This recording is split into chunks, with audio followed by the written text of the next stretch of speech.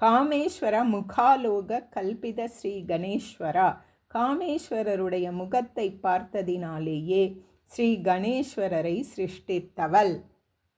தனது சேனை தலைவர்கள், புத்திரர்கள், மந்திரி என்று பக்கபலமாயிருந்தவர்கள் அனைவரும் அழிவதை கண்ட பண்டன் விசுக்கிரனை விக்ன யந்திரம் அமைக்க உத்தரவிட்டான்.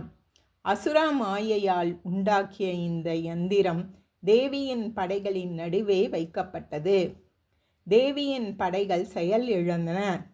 சோம்பல், நமக்கு எதற்கு இந்த யுத்தம் என்று ஒதுங்கும் எண்ணம், நம்மால் முடியாது என்ற தாழ்வு மனப்பான்மை, அயர்வு, தூக்கம், மயக்கம், பேடிகளை போன்ற ஊக்கமின்மை, தன்மானம் இழத்தல் என்ற 8 வகை உணர்ச்சிகள் தேவியின் படையில் ஒவ்வொருவரையும் தாக்கின. எல்லா யுத்த பணிகளும் தடைபட்டன. பெரும் சேனை தலைவிகளும் படைகளை உற்சாகப்படுத்த முடியாத நிலை ஏற்பட்டது. மந்திரினி இதை அறிந்து தேவியிடம் முறையிட்டதும் தேவி தன்னருகே அமர்ந்திருக்கும் காமேஸ்வரரை நோக்கினாள்.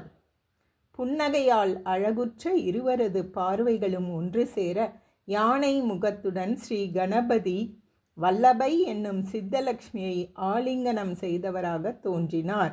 தனது 10 கைகளிலும் துதிக்கையிலும் மாதுளை, கதை, கரும்புவில், சூலம், சக்கரம், சங்கம், தாமரை என வல்லபோபனிஷத்தில் கூறும் பாசம், அல்லிப்பூ, நெற்பயிர்கொத்து, தனது ஒரு தந்தம், ரத்ன கலசம் என்ற 11 பொருள்களையும் ஸ்ரீ கணபதி தாங்கி நின்றார்.